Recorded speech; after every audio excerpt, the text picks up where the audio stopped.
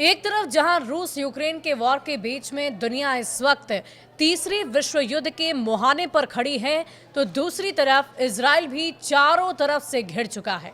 नमस्कार, आप देख रहे हैं न्यूज 18 बिहार झारखंड का डिजिटल प्लेटफॉर्म। मैं हूं शुभे मिश्रा आपके साथ।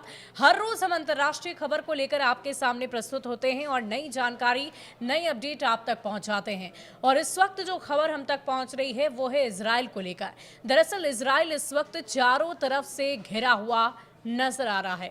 एक तरफ हूती, दूसरी तरफ हमास और तीसरी तरफ सीरिया ने भी अटैक कर दिया और इजराइल बीच में खड़ा है और ये सोच रहा है, प्लानिंग चल रही है, समझ रहा है कि आखिर कैसे बचा जाए, कैसे अटैक किया जाए। इसी पर आज हम चर्चा करेंगे। हमारे साथ वरिष्ठ सहयोगी नीलेश जी मौजूद हैं, उनसे ही पूरी जानकारी लेते हैं कि इस वक्त क्या स्थिति इजराइल की बनी हुई है और कैसे वो चारों तरफ से घिरा हुआ है। सर, सबसे पहले इस वक्त इजराइल की क्या स्थिति है, इस पर नजर डालेंगे। जी शुभी। इजराइल जो है अभी कई मोर्चों पर संघर्ष कर रहा है। जो ताज़ा खबरें हमारे पास आई है वहाँ पर गाजा पट्टी में जो है हमास की ओर से जो हमला हुआ है उसमें इजराइल के 3 सैनिक मारे गए हैं, उसमें इजराइल का एक कमांडर भी है। और ये सबसे बड़ा नुकसान माना जा रहा है जब से गाजा पट्टी में हमास और इजराइल के बीच जो जंग चल रही है पिछले 2 साल से, इसमें इजराइल को ये सबसे बड़ा नुकसान माना जा रहा है। हमास ने जो ताज़ा हमला किया है उसमें इजराइल के 3 सैनिक मारे गए हैं। इससे इजराइल जो है हिल गया है। एक तो गाजा पट्टी में इजराइल को बहुत बड़ा नुकसान हुआ है, उसी तरफ हूती विद्रोहियों ने भी इजराइल पर अटैक किया है। जो यमन है, यमन से 2000 किलोमीटर दूर से वहाँ पर जो बैलिस्टिक मिसाइल दागी गई वो सीधे जा कर के इजराइल के सेंट्रल एरिया में गिरी है।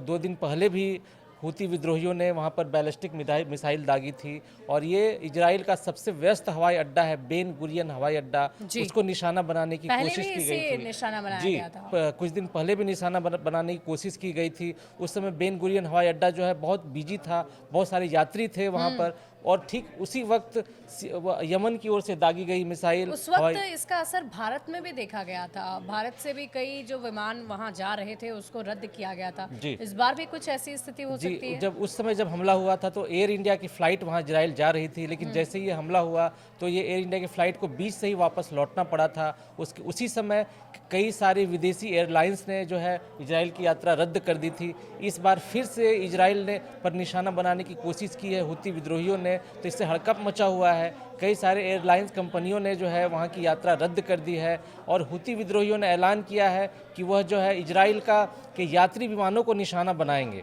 तो ये जो है इससे इजराइल में हड़कंप मचा हुआ है।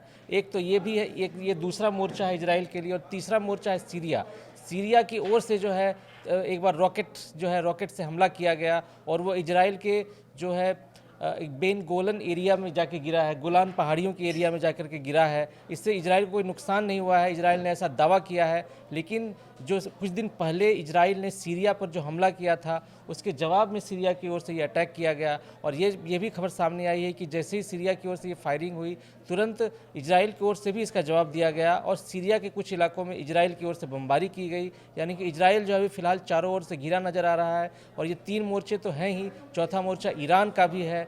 ईरान की ओर से भी लगातार धमकी दी जा रही है। कहा जा रहा है कि ईरान जो है कुछ दिन के अंदर परमाणु बम तैयार कर लेगा। और ईरान और इजराइल के बीच जो दुश्मनी है वो जग जाहिर है, कैसे दोनों जो है ईरान और इजराइल के बीच जंग छिड़ी हुई है। इसी बीच जैसे ही वो परमाणु बम बना लेगा, ये इजराइल के लिए बड़ा खतरा माना जा रहा है। और कुछ दिन पहले ये रिपोर्ट भी सामने आई थी कि इजराइल जो है ईरान पर हमला करने जा रहा है और अमेरिका की ओर से ये जानकारी सामने आई थी। अब ये क्या होगा ये समझ में नहीं आ रहा है कि वाकई स्थिति काफी गंभीर बनी हुई है और समझ में नहीं आ रहा कि इजराइल इन अलग अलग देशों का मुकाबला कैसे करेगा। हालांकि अभी भी आपने भी जानकारी दी इस पॉडकास्ट से पहले कि इजराइल शांत बैठने वाला देश नहीं है। तो क्या रणनीति बनाई जा सकती है, क्योंकि एक तरफ नहीं हर मोर्चे पर इजराइल घिरा हुआ है, तो कैसे खुद का बचाव कर पाएगा, कैसी तैयारी उससे करनी पड़ेगी, कितनी बड़ी तैयारी कि वो खुद को बचा सके। जी, इजराइल पर जो ऐसा हमला हुआ उसके बाद इजराइल के प्रधानमंत्री बेंजामिन नेतन्याहू ने अधिकारियों के साथ बैठक की, सेना के साथ बैठक की और उसके बाद हमले का जवाबी पलटवार का जो है प्लान तैयार किया गया है। हमास से निपटने के लिए इजराइल ने नई रणनीति बनाई है। गाजा पट्टी में जो है सैनिकों की संख्या बढ़ा दी गई है और आने वाले दिनों में गाजा पट्टी में इजराइल और हमास के बीच युद्ध का नया मोर्चा खुल सकता है, ऐसी संभावना जताई जा रही है। इसी तरह सीरिया पर भी जवाबी अटैक कर दिया है इजराइल ने और ये जो है जंग एक बार फिर से तेज हो सकती है। हालांकि सीरिया की सरकार ने कहा है कि वो युद्ध के पक्ष में नहीं है और उनका इन हमलों में जो है कोई हाथ नहीं है जो इजराइल पर किया गया था, लेकिन इजराइल ने साफ साफ कर दिया है कि अगर इजराइल पर सीरिया के क्या अमेरिका कोई सपोर्ट कर सकता है इजराइल का? क्योंकि कई बार इजराइल ने मांग भी की है, बैठक भी चलती रही, ये कहा जा रहा था कि बैठकों में हम सुलझा लेंगे, इस लड़ाई को रोक देंगे, लेकिन अमेरिका का कोई एक्शन ही नहीं नजर आ रहा है। जी, कुछ दिन पहले हमने देखा कैसे अमेरिका ने एक तरफा जो है हूती विद्रोहियों के साथ समझौता कर लिया था कि यही हूती विद्रोही थे जो इजराइल और अमेरिका के विमानों को लाल सागर में निशाना बना रहे थे। लेकिन अमेरिका ने इजराइल को बिना बताए हूती विद्रोहियों के साथ समझौता कर लिया था। अब हूती विद्रोही अमेरिका को छोड़ करके इजराइल के पीछे पड़े हुए हैं। इसी तरह कुछ दिन पहले वाशिंगटन में 2 यहूदी नागरिकों पर की हत्या कर दी गई थी। उस समय भी फिलिस्तीन समर्थकों का हाथ सामने आया था और इसी बीच 2 दिन पहले भी अमेरिका में ही यहूदी नागरिकों को निशाना बनाने की कोशिश की गई थी, वहाँ पर बम फेंके गए थे।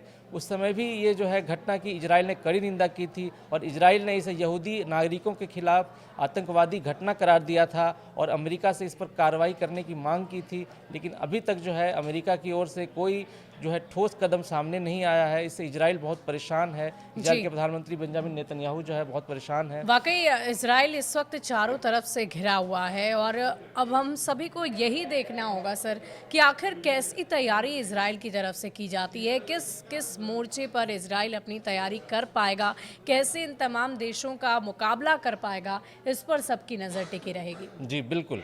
और इजराइल के प्रधानमंत्री जो हैं अपने अंदाज के लिए जाने जाते हैं, वो जवाबी कार्रवाई करने के लिए जाने जाते हैं। इजराइल के सैनिक जिसको IDF कहा जाता है वो भी जो है जोरदार हमला करती है। जो वहाँ पर गाजा पट्टी में जंग छिड़ा हुआ है पिछले 2 साल से, उसमें इजराइल के सैनिक कितने सारे सैनिक मारे जा चुके हैं, कितना नुकसान हुआ है, फिर भी इजराइल की सेना वहाँ डटी हुई है और गाजा पट्टी के 70% एरिया में अभी भी इजराइल की सेना का कब्जा है। और कहा जा रहा है कि हमास ने इजराइल के 58 नागरिकों को जो है बंधक बनाकर रखा है। उसको छुड़ाने के लिए इजराइल की ओर से लगातार वहाँ सर्च ऑपरेशन चल रहा है और हमास भी जो है लगातार कार्रवाई कर रहा है। एक तरफ हमास की ओर से हमला हो रहा है तो एक तरफ दूसरी तरफ हूती विद्रोही भी लगातार इजराइल को निशाना बना रहे हैं। कहा जा रहा है कि हूती विद्रोहियों को ईरान की ओर से सपोर्ट मिल रहा है, ईरान की ओर से बैलिस्टिक मिसाइल दिए जा रहे हैं हूती विद्रोहियों को और उसी बैलिस्टिक मिसाइल के बल पर हूती विद्रोही इजराइल पर लगातार अटैक कर रहे हैं। हालांकि इजराइल ने दावा किया है कि हूती विद्रोहियों के अटैक से उन्हें कोई नुकसान नहीं हुआ है, लेकिन 2 दिन पहले जैसे ही वहाँ पर बैलिस्टिक मिसाइल गिरी थी, तेल अवीव में, यरूशलेम में हड़कंप मच गया था, सायरन गूंजने लगी थी और वहाँ के नागरिक डर के मारे बंकरों में जा छिपे थे। इससे इजराइल में दहशत फैली हुई है और हूती विद्रोहियों ने ऐलान किया है कि वो आगे भी जो है जोरदार हमले करेंगे और उसको बहुत जो है इजराइल पर ताबड़तोड़ हमले करेंगे और इजराइल के विमानों को निशाना बनाएंगे। चलिए देखने वाली बात होगी कि इजराइल कैसे इन तमाम मोर्चों पर खुद को तैयार करता है, कैसे अपने सुरक्षा बलों को और बड़ी तैयारी के साथ सीमा पर लगाता है और कैसे अपने नागरिकों को बचाता है। इस पर सबकी निगाहें टिकी रहेगी। लेकिन इन सब के बीच इजराइल की जो स्थिति है वो बहुत ही तनावपूर्ण है और बहुत ही विकट स्थिति इस वक्त इजराइल के सामने है। लेकिन हमने आपको पहले ही बताया कि बेंजामिन नेतन्याहू किसी भी तरीके से हर मोर्चे पर सिर्फ और सिर्फ वो आगे बढ़कर लड़ना जानते हैं, डट कर सामना करना जानते हैं और हर अटैक का बखूबी जवाब देना भी जानते हैं। तो जाहिर है इजराइल भी पूरी तैयारी कर रहा है। लेकिन इस वक्त जो स्थिति पूरे विश्व भर में बनी हुई है वो कहीं तीसरे विश्व युद्ध का रूप ना ले ले, ये भी सबके मन में एक बड़ा सवाल हो रहा है। लेकिन इन सब के बीच इजराइल की क्या स्थिति है, इस पर हमने आपको पूरी जानकारी दी। इजराइल को खुद का बचाव कैसे करना चाहिए, किन किन मोर्चों पर खड़ा होकर जो विरोधी हैं उनका सामना करना चाहिए, ये इसके लिए आपको क्या लगता है हमें कमेंट सेक्शन में लिखकर ज़रूर बताइएगा। शुक्रिया।